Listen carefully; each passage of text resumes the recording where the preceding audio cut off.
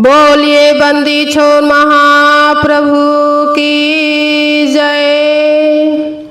सभी वरिष्ठ संत जनों के चरणों में मेरा कोटि कोटि प्रणाम। ये तत्व नाम जपहु हो प्राणी, बूझहु कथ कहानी। जाके भाव होत हरि ऊपर, जागत रहे निबिहानी। डाइनी डारे स्वनहा डोरे, सिंह रहे वन घेरे। पांच कुटुंब मिली जूझन लागे, बाजन बाजू घनेरे। रोहु मृगा संशय बन हाके, पारथ बाड़ा मेलय। सायर जरे सकल वन डाए, मच्छ अहेरा खेलय। कहे कबीर सुनहु हो संतो, जो यह पद निर्धारे। जो यह पद को गाय विचारे, आप तरय उतारे। ऐ हंसो, यह सार शब्द परम तत्व को अनुभव करो एवं इस अकह कहानी को समझो। सार शब्द में जिसकी लग्न है, वह अज्ञान निशा से अपने अभ्यास में रात दिन जागता है। प्रकृति रूप डाइन को छोड़ दिया, भोग प्रलोभी मन रूपी कुत्ता को भी बांध लिया और देहाभिमान रूपी सिंह को कर्म वन में घेर लिया। पांच ज्ञान इंद्रियां मिलकर आत्मा से लड़ लड़ कर मरने लगी और ब्रह्मांड में अनेकों अनहद ध्वनि होने लगी।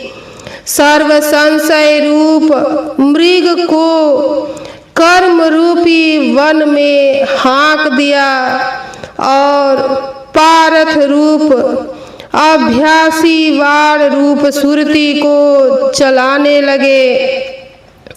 सायर रूपी संसार सागर जल गया और समस्त कर्म रूपी वन दग्ध हो गया।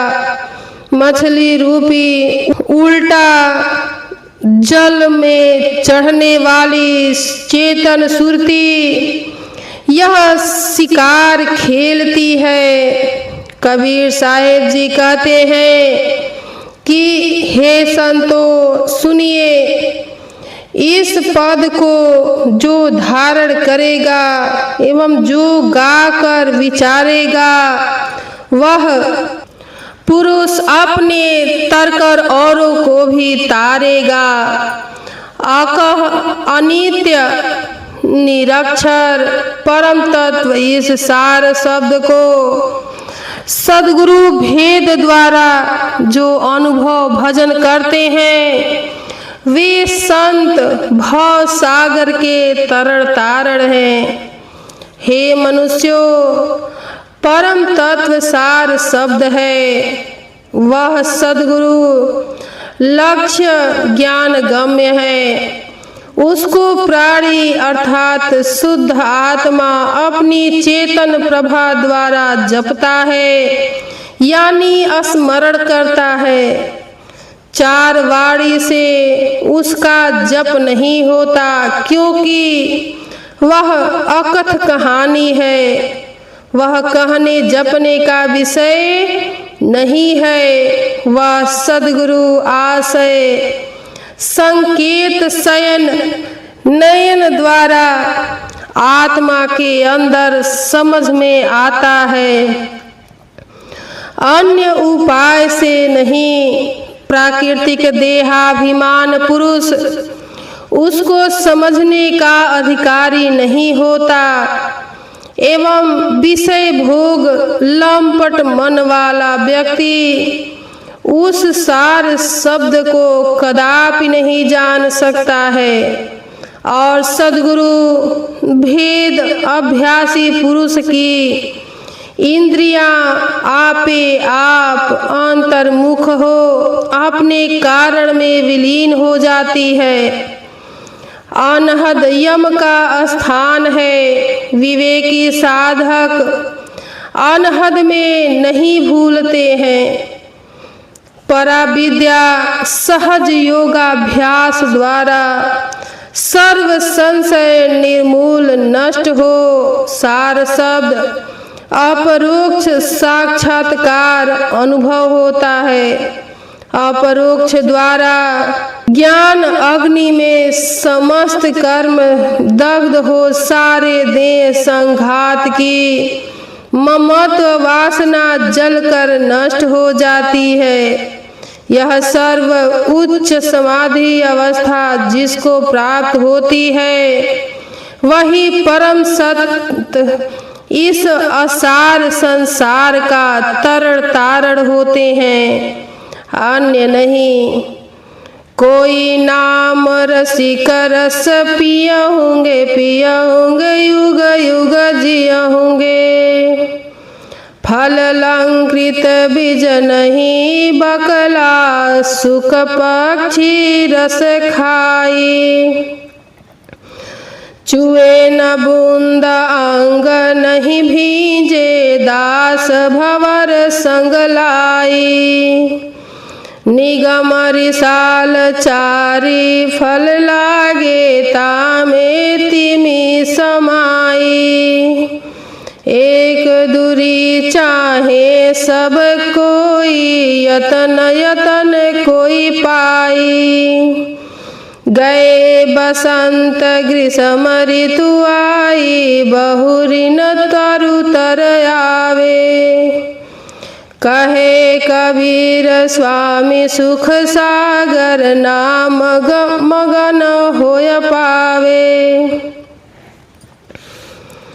सार शब्द आनंद सागर महाप्रभु है और आत्मा विहंगम योगाभ्यास द्वारा प्रभु की प्राप्ति से जीवन मुक्त होकर जन्म मरण दुख से छूट जाती है। आए मनुष्यों, शब्दामृत पीने वाले संत यदि वे अपने प्राकृतिक शरीर को रखना चाहे तो युगन युग एवं महाप्रलय तक ले अपने शरीर को रख सकते हैं। यह कबीर साहेब का भाव है। ऊंचे निराधार फल को पक्षी के सिवाय दूसरा पा भी नहीं सकता है। इसलिए कबीर साहेब जी कहते हैं कि मन बुद्धि वाणी इंद्रिया तथा प्राणों के साधन द्वारा वह सार शब्द प्राप्त नहीं हो सकता, क्योंकि वह प्रकृति एवं आत्मा पार ज्ञान अनुभव गम्य है। अतः विहंगम योगाभ्यास ही उस सार शब्द प्राप्ति का एकमात्र उपाय है, अन्य नहीं। इसलिए विहंगम योगी उस सोम रस का पान करते हैं। मोक्ष फल अति दूर है, अर्थात नास्तिक तथा विषय सुख आसक्त एवं द्वैताद्वैत विशिष्टताद्वैत शुद्धाद्वैत आदि मिथ्या वाग्विलास में ही रहने वाले सद्गुरुहीन विहंगम योग मार्ग अप्राप्त व्यक्ति को वह सत्य नाम प्राप्त नहीं हो सकता है। अनुरागी विरही सद्गुरु अनन्य शरण दास परम पुरुषार्थी पुरुष को वह कसा सार शब्द सन्निकट है, रूम रूम में अपने प्रकाश से प्रकाशित है। ऐ अनुरागी पुरुषों, इस शब्द में कबीर साहेब जी कहते हैं कि स्वामी सुख सागर है, यानी आत्मा का वह पर ब्रह्म स्वामी है। आत्मा उसका सेवक है, अर्थात स्वामी सेवक, व्याप्य व्यापक, आधार आधेय, पिता पुत्र आदि संबंध कबीर साहेब को अभीष्ट है। द्वैत अर्थात प्रकृति पुरुष को अनादि एवं अद्वैतवाद कबीर साहेब का सिद्धांत नहीं है। कबीर साहेब ब्रह्म, जीव एवं प्रकृति ये तीनों को नित्य अनादि पदार्थ मानते हैं, क्योंकि इस शब्द में स्वामी सुख सागर पद आया है और टीकाकारों ने इसका अर्थ से अनर्थ किया है। अतः जिज्ञासु विवेक से काम ले, टीकाकारों के जाल में न पड़े एवं स्वामी सेवक का संबंध सर्वोत्तम विवेक है और यही सत्य सिद्धांत है। नामन रमसी कवन दंड लागा, मरी जय बेका करबे अभागा। कोई तीरथ कोई मुंडित केसा, पाखंड मंत्र भरम उपदेशा। विद्या वेद पढ़ी कर हंकारा, अंत काल मुख फाके छारा। दुखित सुखित हो कुटुम जीवावे, मरण बार अकसर दुख पावे। कहे कबीर यह कली है खोटी, जो रहे करवा निक से टोटी। ऐ जीवो, सार शब्द में तुम नहीं रमते हो, तुमको कौन पाप लगा है। ऐ अभागे, तुम मर जाओगे तब क्या करोगे, यानी योनियों में भजन नहीं कर सकते हो। कोई तीर्थ करता है, कोई केस मुंडित होता है और कोई पाखंड मंत्र अर्थात ओम ररम रामाय नमः, ओम भगवते वासुदेवाय नमः, ओम शिवाय नमः, ओम दं दुर्गाय नमः, ओम घृणी सूर्याय नमः, ओम नारायणाय नमः आदि पाखंड मंत्रों का यह ब्रह्म उपदेश करते हैं। कोई केवल वेद विद्या ही पढ़कर मदांध हो जाता है एवं वे सद्गुरुहीन अंत समय मुख में धूलि फांकता है, यानी आवागमन भव चक्र में पड़ता है। मृत्यु पश्चात दुख में या सुख में निज कुटुंबियों को भोजन कराते हैं, पर मृत्यु काल में यह जीव एकाकी ही दुख पाता है। कबीर साहेब जी कहते हैं कि यह कर्म वासना बुरी है, जो गड़वा में रहेगा वही टोटी से बाहर निकलेगा, यानी जैसा शुभ कर्म करेगा वैसा ही दुख सुख उपभोग पाएगा, मुक्ति नहीं हो सकती। कर्म से भव बंधन होता है और सार शब्द के भजन से मन भावनी मुक्ति होती है।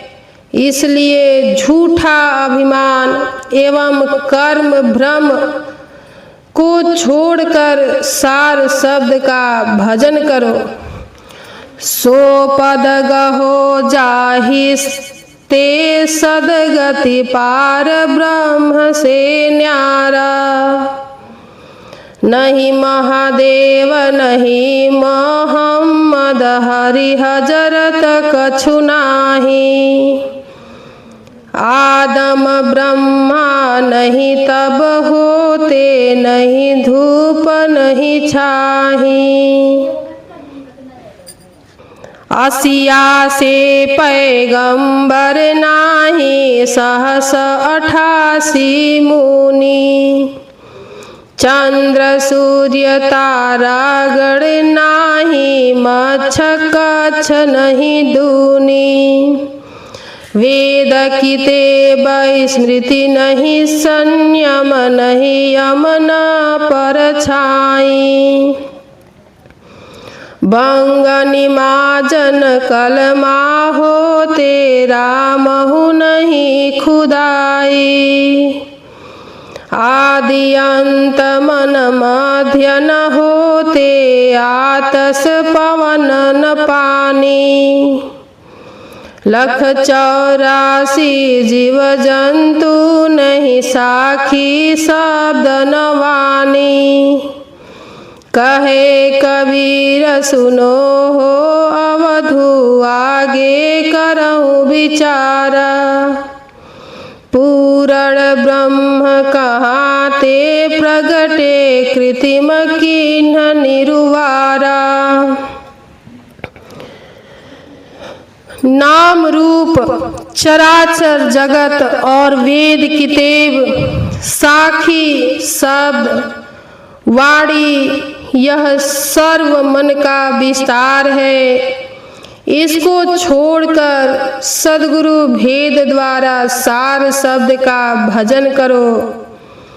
ऐ मनुष्यों, आत्मा से बोल और बोल से सर्व वर्ण और सर्व वर्णों को मिलाकर सर्व शब्द होते हैं तथा शब्द में मन दृढ़ होकर मन का सर्व विस्तार होता है।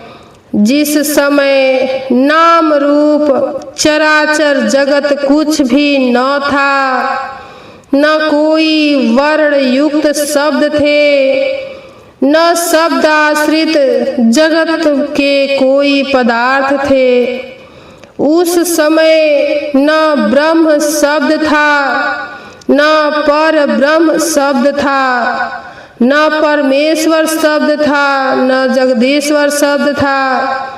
उस समय न ओम शब्द था, न ररमकार शब्द था।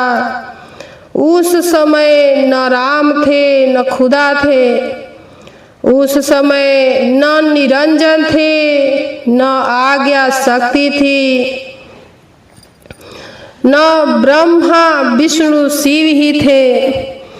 तब उस समय कौन शब्द था और कौन सत्ता थी कि जिससे सर्व शब्द तथा सर्व सृष्टि का विस्तार हुआ।